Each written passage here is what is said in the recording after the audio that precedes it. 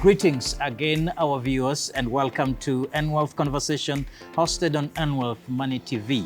We maintain, of course, as we always state, that this is the home of great ideas that lead to generation of wealth, that of course we do believe it is a factor to a better tomorrow.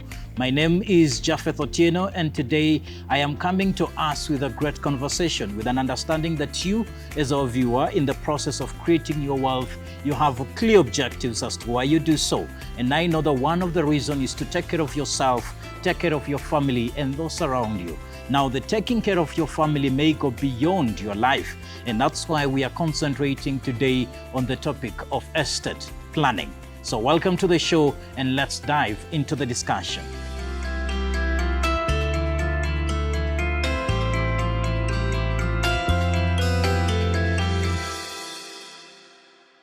Opa, you have mentioned about the beneficiaries, and say I already have a list of beneficiaries and I now want to do my plan. How do I arrive at making the best estate plan for me? So you've already identified your dependents. You need to look at your estate. What makes up your estate? What movable properties do you have? What immovable properties do you have? And immovable properties would be your land, buildings that you may have, and the likes. Immovable properties would be the shares you hold, the monies you have in bank, the vehicles, yeah, those are immovable properties. So you need to identify what assets do I have and which assets are free, yeah, because you cannot dispose of assets that are encumbered, or for simpler terms, you've used your title to take a loan. That's not a free asset. So you need to check if it's a free asset. You also need to look at the ages of your dependents. If you have minor children, you definitely want to maybe create a trust for them so that there's somebody who's managing these benefits or these assets for them so that they can access them at a certain age. You also need to check on the financial needs of your family in terms of what would their day-to-day expenses look like. If I placed my my assets in a certain investment or in a certain option, would they be able to access the funds as fast as possible as they would wish to? Those are the kind of things you'd look at. For somebody who is wondering, why go through all this process? Maybe you want to just mention what are the benefits that every other person stands to enjoy by doing all this estate planning thing. We work so hard. Yeah, we wake up in the morning, go to work, amass wealth, um, and at the end of it all, you want to control how these assets will be managed, whether you're here or not, whether you're incapacitated or whether you're no longer in this planet. So really making, ensuring you have an estate plan ensures that your estate is managed as you'd wish to. It also ensures that your estate goes to the dependents, your rightful dependents, your children, your spouse, just as the law has enshrined in the Succession Act. Also, it reduces legal fights or battles, yeah, and they can be really lengthy. Succession matters, we've seen the Jenga Karume case and the likes, they've taken quite a bit of time. You don't want your children to go through such. So to avoid such instances, it is better that you have a plan to ensure that your estate or your assets move to the people you'd want to move to. Very important point, that the assets will move to the people who you want them to move to, and also just looking at the fights that may come after.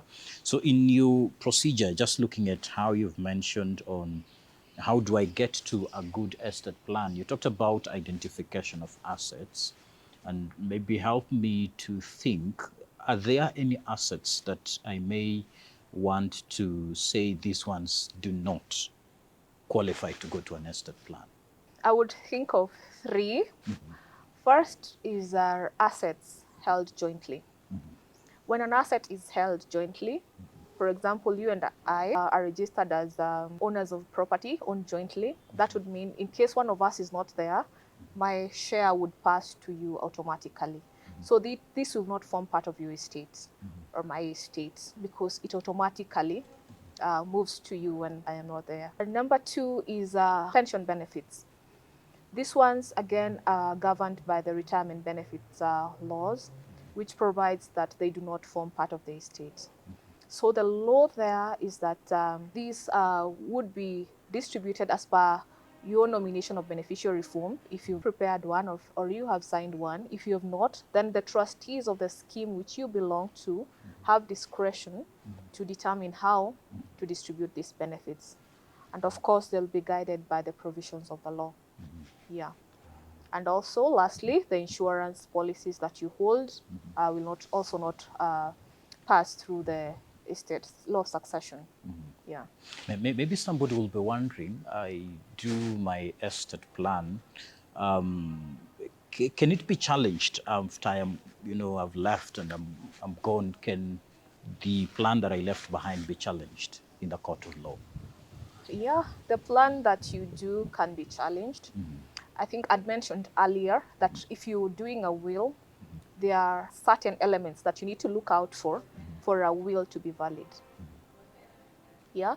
So if one element is missing, for example, you are not of sound mind, you didn't have testamentary capacity, that means you are not 18 years and above, or maybe the witnesses were not competent, then that invalidates the will.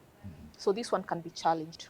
I also mentioned the bit of dependents, who a dependent is, and I mentioned that a dependent is a spouse and children, whether maintained by yourself prior to one's demise or not.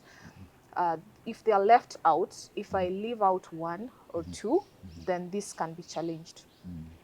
Yeah. If I also miss out a dependent who I maintained for at least 2 years prior to my demise, then the same can be challenged. For trusts, again, for it to be authentic, it has to be registered or incorporated. Once I've appointed a trustee, identified the purpose or the object of the trust, and transferred the assets to the trustee, then the trust deed needs to be registered or incorporated. Hence, it becomes authentic. For a power of attorney, again, it has to be registered for it to be recognized as legally binding. Yeah. So when you talk of registration, maybe you just want to explain to my viewer what that one means. Registrations, these are governed by the Registration of Documents Act, and the registrations are done at the lands offices. Yes. So it goes through the registration process. They are stamped, meaning that stamp duty has been paid. Yeah, and that means that they can be admissible in a court of law. Yeah. Good. Now, maybe sometimes we don't plan, or we plan and we never know when our time to go comes.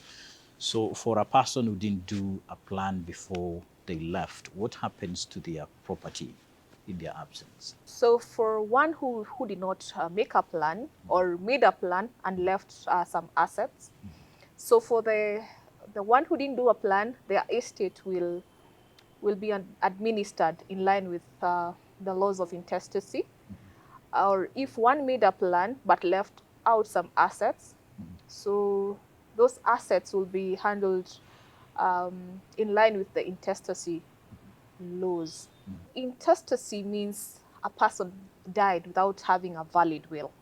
I did not say a will, I say a valid will. This will must have all the components of a valid will. That is a testate. We say a person has died testate. Intestate, it means the person didn't make a valid will. And that would mean that your beneficiaries will have to pick a few of them, make an application to the High Court for letters of administration to be issued. Letters of administration would ideally give them powers to go ahead and distribute your estate.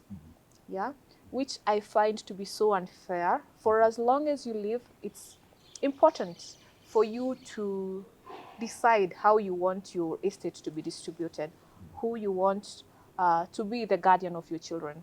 So let us plan for our estates. Let's nominate, appoint those guardian if we have to. Yeah. Good.